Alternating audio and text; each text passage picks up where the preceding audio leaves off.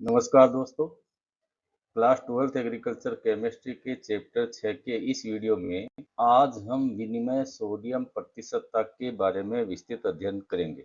यदि टॉपिक समझ में आए तो वीडियो को लाइक एंड शेयर करें तथा चैनल को सब्सक्राइब करना ना भूलें। सबसे पहले जानते हैं विनिमय सोडियम प्रतिशतता क्या है। विनिमय सोडियम प्रतिशतता को शॉर्ट में ESP के नाम से जाना जाता है, जिसकी फुल फॉर्म होती है एक्सचेंजेबल सोडियम परसेंटेज।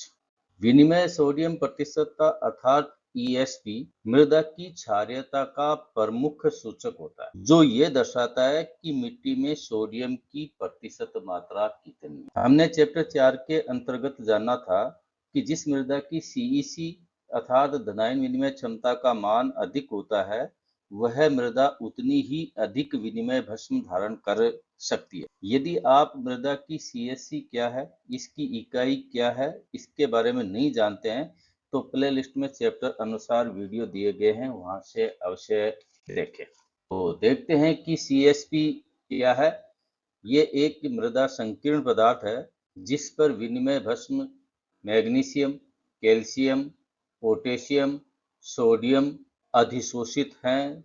मृदा संकीर्ण पर अधिशोषित अर्थात चिपके हुए इन आयनों में से सोडियम की जितनी प्रतिशत मात्रा है, किसकी? सोडियम की जितनी प्रतिशत मात्रा है वह उस मृदा की विनिमय सोडियम प्रतिशतता होती है। तो किसी मृदा संकीर्ण सतह पर अधिशोषित विनिमय भस्मों में से सोडियम आयन की जितनी प्रतिशत मात्रा होती है वह उस मृदा की विनिमय सोडियम प्रतिशतता अर्थात ESP होती है। दूसरे शब्दों में कहें तो मृदा की CEC अर्थात धनायन विनिमय क्षमता में से सोडियम की जितनी प्रतिशत मात्रा है वह उस मृदा की ESP होती है। ESP की विस्तृत परिभाषा देखें तो वो हुई मृदा के कणों पर चिपकी हुई सोडियम की प्रतिशत मात्रा या मृदा की धनायन विनिमय क्षमता में से सोडियम की प्रतिशत मात्रा को मृदा की विनिमय सोडियम प्रतिशतता अर्थात ESP कहते हैं।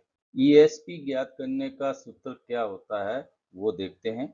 ESP इक्वल टू होता है विनिमय सोडियम की मात्रा अपॉन धनायन विनिमय क्षमता मल्टीप्लाई 100। ये सूत्र परीक्षा में सबसे अधिक बार पूछा जाता है, इसलिए इसे याद रखें। ESP ज्ञात करने का फॉर्मूला क्या है? ESP इक्वल टू विनिमय सोडियम की मात्रा अपॉन धनायन विनिमय क्षमता मल्टीप्लाई 100। और धनायन विनिमय क्षमता की इकाई हम जानते हैं कि सेंटीमोल प्रति किलोग्राम या सेंटीमोल किलोग्राम इनवर्स होती है। ESP की वैल्यू किस प्रकार से निकाली जाती है, इसको एक उदाहरण की सहायता से समझते हैं। माना किसी मृदा की विनिमय सोडियम की मात्रा 3 सेंटीमोल प्रति किलोग्राम है, उसकी धनायन विनिमय क्षमता 25 सेंटीमोल प्रति किलोग्राम है। ESP कितनी आएगी उसको देखते हैं। तो ESP का फॉर्मूला हमने जाना है कि ESP इक्वल टू विनिमय सोडियम। तो यहाँ पे विनिमय सोडियम की मात्रा अपने पास में दी हुई है 3 सेंटीमोल प्रति किलोग्राम, अपॉन में लिख देते हैं धनायन विनिमय क्षमता 25 सेंटीमोल प्रति किलोग्राम मल्टीप्लाई 100 और इसको हल करेंगे तो हमारे पास में इस मृदा की ESP का मान आ जाएगा 12%। यानी इस मृदा के अंदर विनिमय सोडियम की कितनी मात्रा है? 12% है। मृदा में विनिमय सोडियम की प्रतिशत मात्रा बढ़ने पर कौन कौन से प्रभाव दिखाई देंगे उनको समझते हैं। पहला प्रभाव है मृदा की संरचना पर प्रभाव। जिन मृदाओं की ESP का मान 15% से अधिक होता है उन मृदाओं के कण बिखर जाते हैं, जिससे मिट्टी कठोर और सघन हो जाती है। उसके जो भौतिक गुण हैं उनके अंदर परिवर्तन हो जाता है। दूसरा प्रभाव है जल एवं वायु संचार कम होना। विनिमय सोडियम की प्रतिशत मात्रा बढ़ेगी तो उस मृदा के अंदर जल का संचयन कम होगा और साथ ही वायु संचार भी कम होगा। और जब वायु का संचार कम होगा तो उस मृदा में उपस्थित सूक्ष्म जीवों की क्रियाशीलता पर प्रतिकूल प्रभाव पड़ेगा। तीसरा प्रभाव है फसल उत्पादन का कम होना। मृदा में सोडियम की अधिकता से मृदा में जीवांश पदार्थ नष्ट हो जाते हैं तथा पौधों के उपापचय एवं पोषण पर भी प्रतिकूल प्रभाव पड़ता है, जिससे पौधों की वृद्धि और विकास सही नहीं हो पाती है।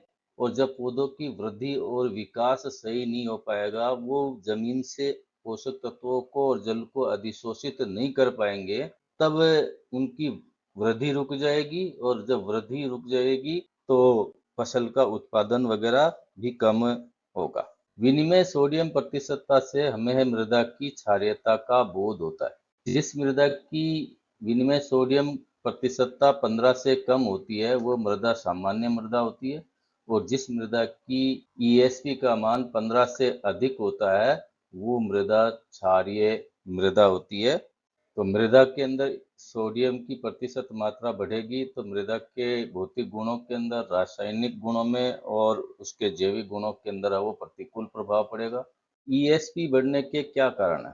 मृदा के अंदर सोडियम की प्रतिशत मात्रा बढ़ने का क्या कारण है? उसमें पहला कारण है सोडियम युक्त सिंचाई जल का उपयोग करना। यदि लवणीय जल से सिंचाई कार्य लंबे समय से किया जा रहा है तो उस मृदा के अंदर सोडियम की प्रतिशत मात्रा बढ़ जाती है। दूसरा है भूजल में सोडियम की प्रतिशत मात्रा का अधिक होना। जिस भूजल में सोडियम की प्रतिशत मात्रा अधिक है तो भी उस मृदा के अंदर विनिमय सोडियम की मात्रा बढ़े। तीसरा है मृदा से जल का निकास न होना। जिस मृदा के अंदर जलमग्नता की स्थिति है या जल निकास की उचित व्यवस्था नहीं है तो उस मृदा में भी सोडियम की प्रतिशत मात्रा बढ़ेगी।